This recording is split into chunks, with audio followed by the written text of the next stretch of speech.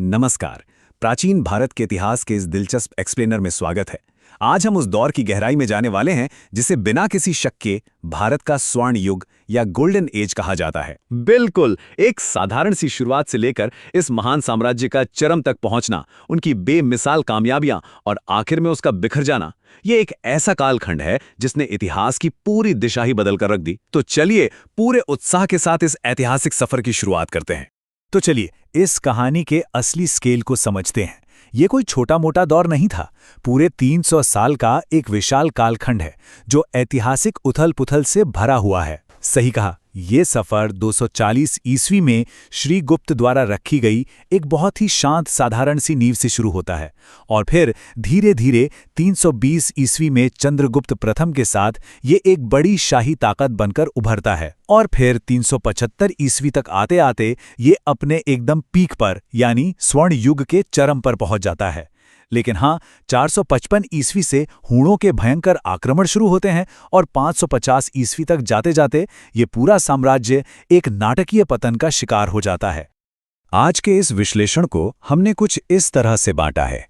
पहले हम गुप्त साम्राज्य के उदय को देखेंगे, उसके बाद बात करेंगे समुद्रगुप्त की महान विजयों की और फिर समझेंगे कि स्वर्ण युग का आरंभ असल में कैसे हुआ।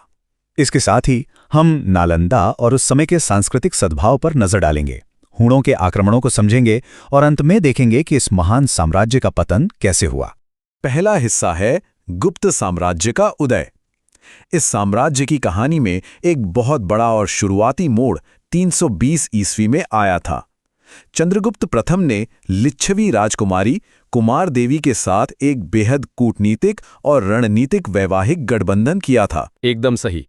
इसी गठबंधन के जरिए उन्होंने बिखरी हुई क्षेत्रीय ताकतों को एक किया और पाटलिपुत्र को अपनी एक बेहद मजबूत राजधानी बना लिया। यहीं से एक बड़े साम्राज्य की नींव पक्की हो गई। अब बढ़ते हैं दूसरे हिस्से की तरफ, समुद्रगुप्त की महान विजय। चंद्रगुप्त प्रथम ने जो मजबूत नींव रखी थी ना, उस पर उनके बेटे समुद्रगुप्त ने एक ऐसा विशाल साम्राज्य खड़ा कर दिया जिसकी कल्पना भी मुश्किल थी। बिल्कुल, गुप्त सेनाओं की रफ्तार देखने लायक थी। उन्होंने पूरे उपमहाद्वीप में ताबड़तोड़ और बहुत ही आक्रामक सैन्य अभियान चलाए। देखते ही देखते उस समय का पूरा राजनीतिक नक्शा ही बदल गया। उनकी इसी अद्भुत सैन्य प्रतिभा को देखकर ही मशहूर इतिहासकार विंसेंट स्मिथ ने समुद्रगुप्त को भारत का नेपोलियन तक कह दिया था। जरा सोचिए, उत्तर में ऊंचे हिमालय से लेकर दक्षिण में विंध्य पर्वत तक उनका डंका बजता था। लेकिन यहाँ एक बहुत ही कमाल की बात है, वो सिर्फ एक खूंखार योद्धा नहीं थे, वो एक बेहतरीन कवि और बहुत ही अच्छे वीणावादक भी थे। मतलब एक तरफ तलवार और दूसरी तरफ कला। शक्ति और कला के इसी अनूठे संगम की वजह से उन्हें बड़े गर्व के साथ कविराज भी कहा जाता था।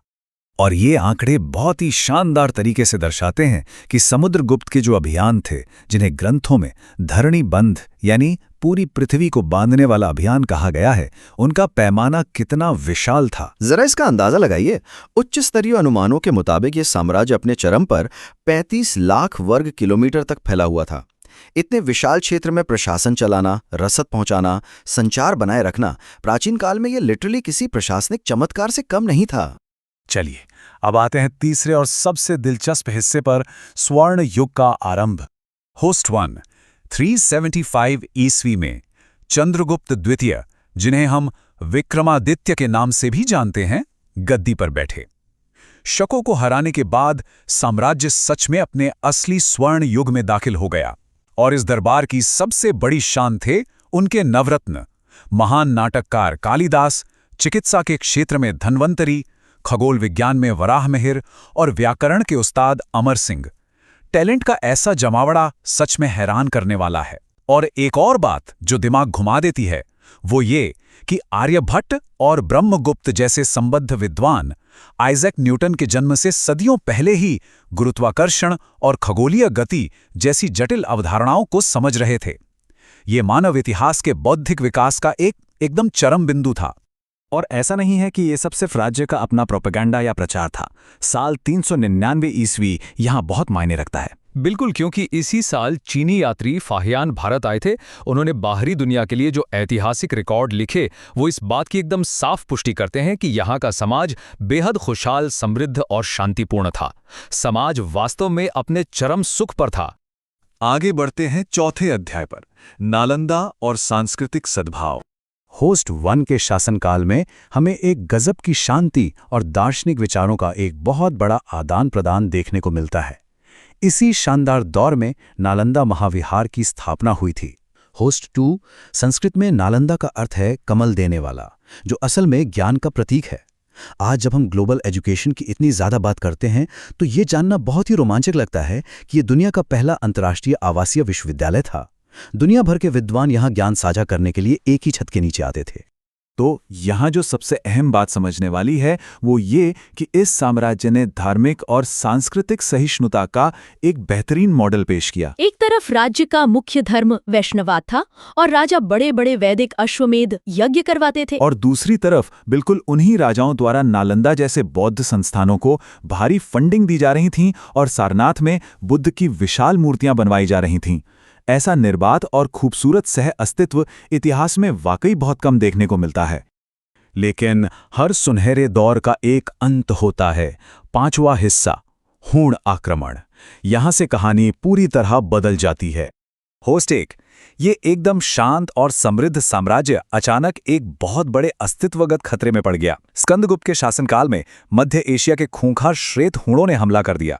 ये वही हूण थे जिन्होंने उस वक्त ताकतवर रोमन साम्राज्य की भी नींदें उड़ा रखी थीं। होस्ट 2 और यहीं पर सम्राट स्कंदगुप्त की अकल्पनीय लीडरशिप सामने आती है। उन्होंने न सिर्फ इन खूंखार आक्रमणकारियों को खदेड़कर साम्राज्य को बचाया, बल्कि बिल्कुल उसी मुश्किल वक्त में अपने नागरिकों की भलाई का भी पूरा ध्यान रखा। सही कहा, उन्होंने युद्ध लड़ने के साथ साथ प्राचीन सुदर्शन झील के टूटे हुए बांध का पुनर्निर्माण भी करवाया। ये एक सच्चे शासक की निशानी थी जो हर मोर्चे पर लड़ रहा था। अब आते हैं अपने आखिरी और छठे हिस्से पर, साम्राज्य का पतन। आइए देखते हैं कि 467 ईस्वी में स्कंदगुप्त की मृत्यु के बाद ये पतन कैसे शुरू हुआ, जिसने इस महान ढांचे को ताश के पत्तों की तरह बिखेर दिया। सबसे पहले कमजोर उत्तराधिकारियों ने सिंहासन संभाला, जो इतने बड़े साम्राज्य का भार संभाल नहीं पाए। उसके बाद हूण आक्रमणों का सिलसिला एक बार फिर से और ज्यादा तादाद में शुरू हो गया, और फिर अंदरूनी बगावतें भड़क उठीं। इन सभी घटनाओं ने मिलकर आखिरकार पूरे साम्राज्य को छोटे छोटे स्थानीय राजवंशों में पूरी तरह से विखंडित कर दिया। ताबूत में आखिरी कील तब ठुकी जब 512 ईस्वी में तोरमाड़ के नेतृत्व में हूण वापस लौटे। उन्होंने मालवा और ग्वालियर जैसे बहुत ही अहम और प्रमुख हिस्सों पर कब्जा कर लिया। इस एक झटके ने गुप्त काल के केंद्रीय नियंत्रण को हमेशा के लिए चकनाचूर कर दिया। और इसके बाद भारतीय उपमहाद्वीप में एक बार फिर से राजनीतिक विकेंद्रीकरण, अनिश्चितता और छोटे राज्यों के उभरने का दौर शुरू हो गया, जो आने वाले कई दशकों तक जारी रहा। इस सब के बाद एक बहुत ही गहरा सवाल मन में उठता है। जरा सोचिए, अगर 6ठी शताब्दी के बाद भी गुप्त स्वर्ण युग की वो राजनीतिक एकता, वो विज्ञान और कला का चरम बना रहता, तो इस उपमहाद्वीप का इतिहास आज कितना अलग होता। बिल्कुल, साम्राज्य भले ही समय की आंधी में ढह गया हो, लेकिन विज्ञान, संस्कृति और ज्ञान की जो विरासत उन्होंने छोड़ी, उसकी चमक आज भी महसूस की जा सकती है। इस शानदार ऐतिहासिक सफर और आज के इस एक्सप्लेनर में हमारे साथ जुड़ने के लिए बहुत बहुत धन्यवाद।